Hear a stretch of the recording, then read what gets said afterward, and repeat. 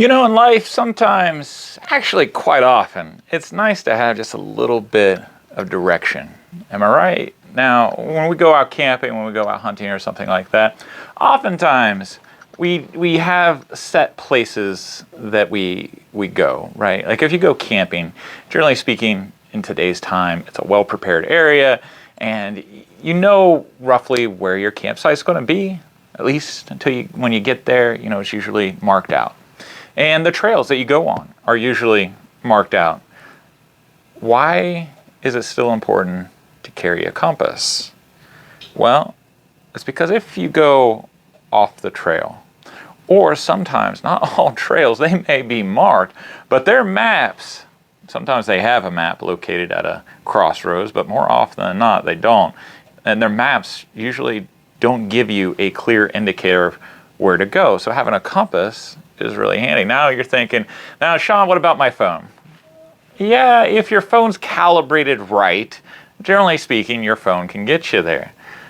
But don't we want to be prepared for those moments where our phones are maybe low on battery because you spent the whole day out there taking pictures, or maybe you're out there and there's no service and the whole time your phone is trying to search for a signal, so now your battery is down and it's gone, okay? Now for those of us who hunt, having a compass is even more important because, you know, if you're deer hunting, if you shoot a deer, oftentimes those deer can run pretty far if you don't get it smack dab where it's supposed to be and it blows out the other side. Not to be too gruesome, but that's just a matter of fact, right? So then you have to go trail the deer. So you want to make sure that you have a compass to make sure you know what direction you're kind of going and following, so then you can backtrack. You should also carry with you a notebook because our memories aren't always the best, especially if our adrenaline is pumping. But anyhow, that's the general reason why we carry a compass. Now today's video is about a couple compasses that one I've had for a while, the other one I just got. Now this one here, this one's kind of neat, because this is probably one of those really, really cheap compasses from the 1950s. But it's amazingly accurate.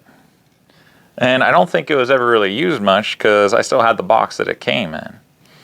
The other compass I have is this one here. Now this is a Marbles wrist compass. I don't know when to date this either because these things have been around for a long time and there's not a lot of real reliable information of how to narrow down this model of compass to a particular time period. But it's in really good shape. So since it's in such good shape and it was probably never really used, I'm suspecting it's from the 1950s as well. But this thing's been around, this model's been around with this type of band for a long, long time. Now, what are the benefits of having a compass that you carry in your pocket versus one that you have on your wrist? Now, this one here is just a general sight compass, right? You can get a general bearing of what direction you're going.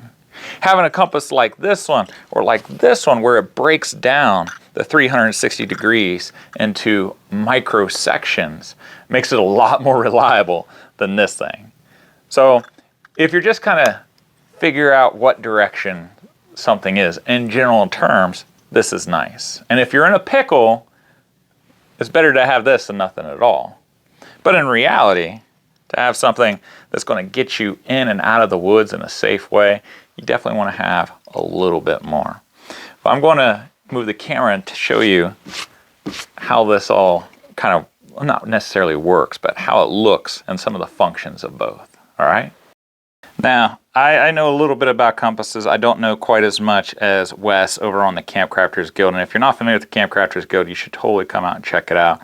But let's start with this compass over here. This is the box that it came in. And this was a gift from a fraternal brother of mine.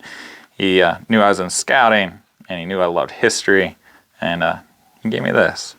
He doesn't know how old it was either. It was a gift to him from a long time ago. So we can see here, that's just a standard style shape pocket compass.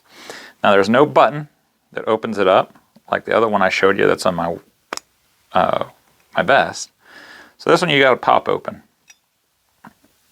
Now this compass has a little switch here. Now this is kind of a nice feature because When you have your bearings and you know what direction you want to go, you can go ahead and lock it in place like so. And you can take that number, that 212 for example, maybe that's where we want to go, the 212, and you can write that down in your little notebook so you keep that in mind. Again, you don't want to rely on your memory, especially when you get lost, because then bad decisions happen. Now this little brass piece here, that's the actual spring that's used to hold it in place. Now it's nice when you're traveling to always have that locked. Now this particular compass also has a painted tip. Now that's a glow feature, which is really nice for at night. So there you go. Just a nice little pocket compass. And it uses a needle, doesn't have any fluid in there. Same thing with this one. However, this one has a floating card versus a floating needle. Now, Marbles made several different types of compasses with different cards on it and needles, etc. Let's start with this box. Look at this box here. This is what originally came in. Unbreakable crystal, agate bearing, floating dial. There you go. Nice box, good shape. If we take a look at the leather band, it's very thin, very dainty, very fragile, which I like, but I have concerns once this is actually used out in the woods. If it gets wet, you know, is it just going to melt away? And we can take a look at the engraving here. Marbles, Gladstone. And on this side, see, Michigan, USA. Now I've wanted one of these for a long time, and what happened, I was at Squirrel Camp, and one of the guys there at Squirrel Camp had one on his wrist, and I got to see one up close for the first time. I've never seen one out in the wild, and it reminded me that this was on my wish list. I was like, man, I gotta have it. So you can kind of see how it's all pieced together. There you go. And there's a good possibility I will actually take this band and this and make a duplicate of it with my own leather and use that when I'm out in the woods instead of keeping this original. Because as far as I know, Marbles isn't making this model anymore. And I want to make sure that this leather stays in good shape for the next generation or two. Because we're just keepers temporarily to pass it on, as Sarge Vining has recently told me, and I think he said in one of his recent videos. So if you take a look at this, it's broken down in the 4 cardinal directions, and then it's split down the center a little bit more. But you do not get all the degrees. Now, interestingly enough, as most of you know that I'm involved in scouting, historic scouts actually had to be tested on knowing the 360-degree angles, so they could draw it out as necessary. They had to know it by memory. It's not required anymore. Those days are long gone. But this would at least give you a general idea of what direction you're going to get a general bearing. Always good to have something like this that breaks it down a little bit more for you to be more precise.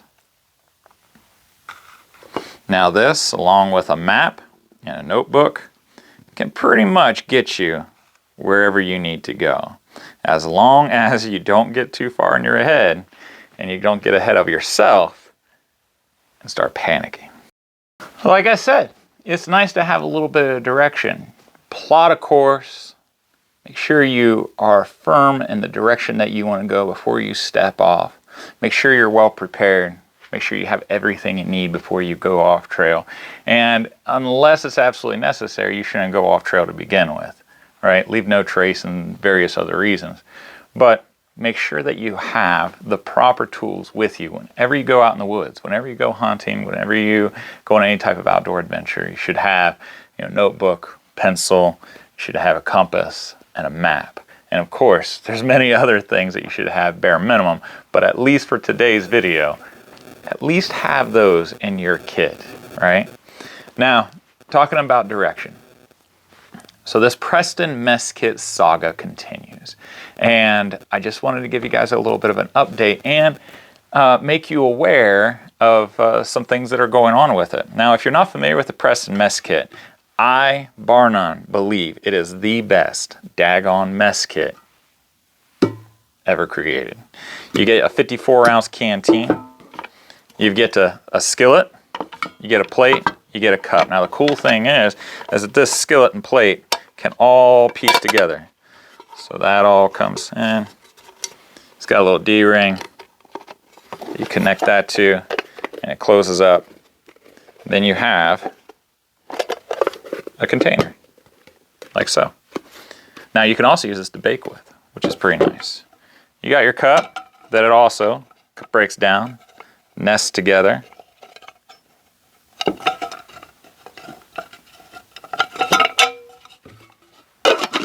In with your canteen like so. And these two halves can actually go on both sides of the canteen into one compact kit. It's pretty nice. Now, we're selling these for $175, and currently that includes shipping and handling anywhere in the continental US. Now, if you're a foreign customer, then I'm going to give you $15 US dollars credit towards shipping to wherever you live, but for here in the US, I'm including shipping in the continental US. So if you're in Hawaii or if you're in Alaska, I'm sorry. But this press and mess kit is continued. I have a firm quote, finally, from the company. It's ISHT Enterprises, ISHT Enterprises. They're over there in India. And it's going to be 416L stainless steel.